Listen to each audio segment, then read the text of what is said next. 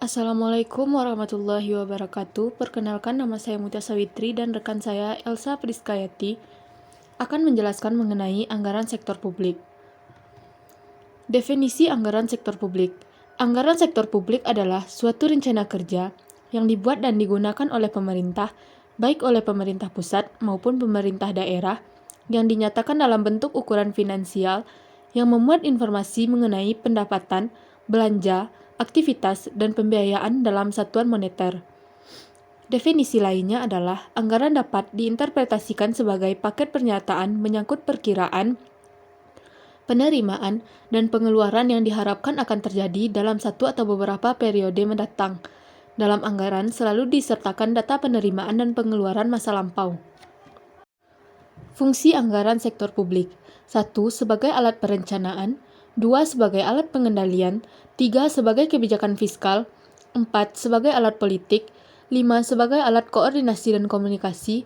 6. Sebagai alat penilaian kerja. Yang ketujuh, sebagai alat motivasi. Yang kedelapan adalah sebagai alat menciptakan ruang publik. Anggaran sektor publik sebagai alat perencanaan digunakan untuk 1. Memutuskan tujuan serta sasaran kebijakan. 2. Merencanakan program dan kegiatan untuk mencapai tujuan. 3. Mengalokasikan dana pada berbagai program dan kegiatan yang telah disusun. Dan yang keempat adalah menentukan indikator kinerja dan tingkat pencapaian strategik. Selanjutnya adalah sebagai alat pengendalian. Anggaran memiliki rencana detail atas pendapatan dan pengeluaran pemerintah agar pembelanjaan dapat dipertanggungjawabkan kepada publik. Anggaran sebagai instrumen digunakan untuk menghindari adanya overspending, underspending, dan salah sasaran dalam pengalokasian anggaran dalam bidang lain yang bukan prioritas. Selanjutnya adalah alat kebijakan fiskal. Digunakan untuk menstabilkan ekonomi dan mendorong pertumbuhan ekonomi. Anggaran dapat digunakan untuk mendorong, memfasilitasi, dan mengkoordinasikan kegiatan ekonomi masyarakat sehingga dapat mempercepat pertumbuhan ekonomi. Selanjutnya adalah alat politik. Anggaran merupakan dokumen politik sebagai bentuk komitmen eksekutif dan kesepakatan legislatif atas penggunaan dana publik untuk kepentingan tertentu. Dan yang selanjutnya adalah alat koordinasi dan komunikasi, di mana anggaran publik merupakan alat koordinasi antar bagian dalam pemerintahan.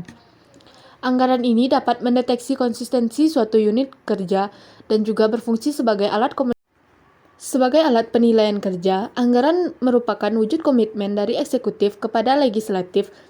Kinerja eksekutif akan dinilai berdasarkan pencapaian target anggaran dan efisiensi pelaksanaan anggaran. Dan sebagai alat motivasi, anggaran hendaknya jangan terlalu tinggi hingga tidak dapat dipenuhi, namun juga jangan terlalu rendah hingga mudah dicapai. Dan yang terakhir adalah alat menciptakan ruang publik. Masyarakat, LSM, perguruan tinggi, dan organisasi masyarakat harus terlibat dalam penganggaran publik. Kelompok yang terorganisir akan mencoba memengaruhi anggaran publik, sedangkan yang tidak terorganisir akan mencoba mempercayai aspirasinya melalui proses politik yang ada. Sistem penyusunan anggaran sektor publik. Yang pertama, tradisional. Kedua, performance. Yang ketiga, PBW. Yang pertama, traditional budgeting system. Traditional budgeting system adalah sistem anggaran tradisional didasarkan atas pemikiran dan analisa rangkaian kegiatan yang harus dilakukan untuk mencapai tujuan yang telah ditentukan. Penyusunan lebih didasarkan pada kebutuhan untuk belanja atau Ciri sistem anggaran tradisional. Yang pertama, anggaran diklasifikasikan menurut jenis pengeluaran dan penerimaan. Kedua, berorientasi ke belakang. Yang ketiga, bersifat instrumentan. Dan yang keempat, menitik beratkan pada input dari semua kegiatan daripada outputnya. Kelebihan dan kekurangan. Kelebihan pertama, sederhana dan mudah dioperasikan. Kedua, backward oriented yang menjamin kepastian. Yang ketiga, mudah melakukan pengawasan. Kekurangannya adalah kurang dapat memberikan informasi bagi analisis ekonomi. Yang kedua, hanya memberi info kegiatan. Yang ketiga, klasifikasi anggaran tidak menggambarkan suatu program. Keempat, hanya mencakup 1 tahun anggaran. Dan yang kelima, mengabaikan aspek analisis manfaat. Selanjutnya adalah performance budgeting system. Berorientasi pada pendayagunaan dana yang tersedia untuk mencapai hasil yang optimal dari kegiatan yang dilaksanakan. Penyusunan anggaran juga didasarkan pada tujuan-tujuan atau rencana tertentu yang untuk pelaksanaannya perlu disusun atau didukung anggaran biaya yang cukup dan harus dijalankan secara efektif dan efisien. Sistem ini menitik beratkan pada segi penata laksanaan, sehingga dalam sistem ini efisiensi penggunaan dana diperiksa dan juga hasil kinerjanya. Tolak ukur keberhasilannya adalah prestasi dari tujuan atau hasil anggaran dengan menggunakan dana secara efisien. Ciri anggaran berbasis kinerja. Yang pertama adalah klasifikasi program berdasarkan kegiatan. Yang kedua, penekanan pengukuran pada hasil kerja. Ketiga, kegiatan dinilai dari segi efisiensi dengan pemaksimalan output. Dan yang terakhir adalah memerlukan standar pengukuran hasil kinerja. Kelebihan dan kekurangan. Kelebihan, yang pertama pendelegasian wewenang dalam pengambilan keputusan. Yang kedua, penilaian anggaran yang aktual dan merangsang partisipasi unit. Yang ketiga, meningkatkan fungsi perencanaan.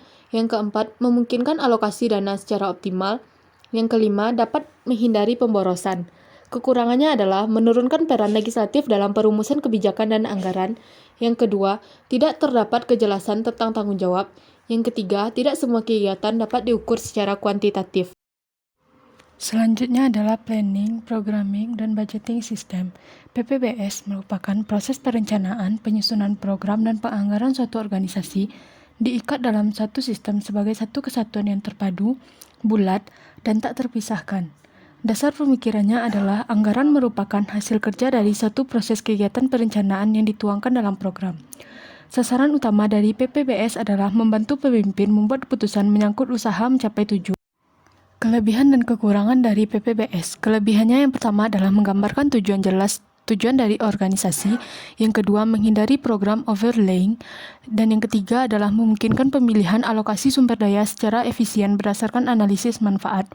Sedangkan kelemahannya adalah terlalu canggih untuk diterapkan, merupakan proses kompleks sehingga terlalu banyak prosedur, memerlukan kualitas pengelola yang sangat tinggi. Zero-based budgeting. ZBB merupakan sistem penganggaran yang didasarkan pada perkiraan tahun yang bersangkutan, bukan pada apa yang didasarkan pada yang terjadi di masa lalu. ZBB lebih memusatkan perhatian pada sasaran untuk memperbaiki manajemen melalui pelayanan perbaikan manajerial dengan menekankan nilai permintaan pendanaan unit-unit pelaksanaan.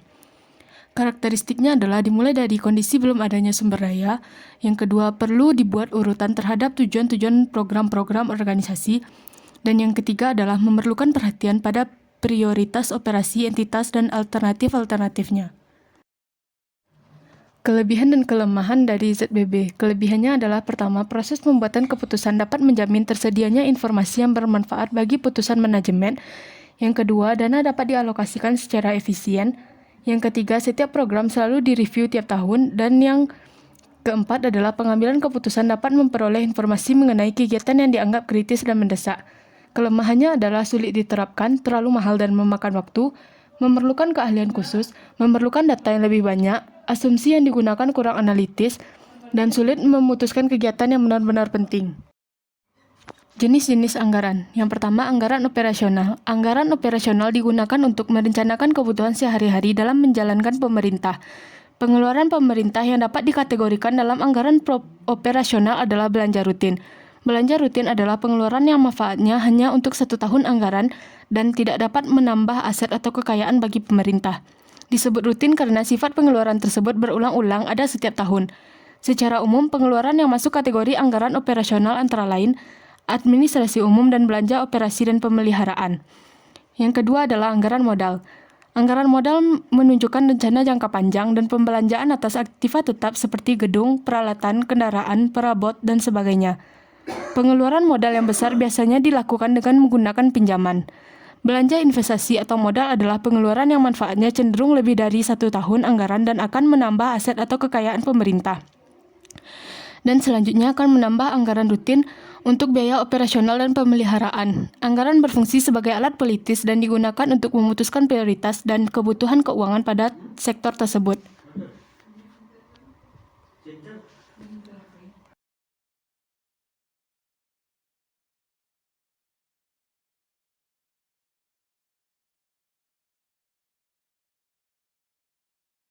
Sistem penganggaran di Indonesia. 1. Sistem anggaran terpadu.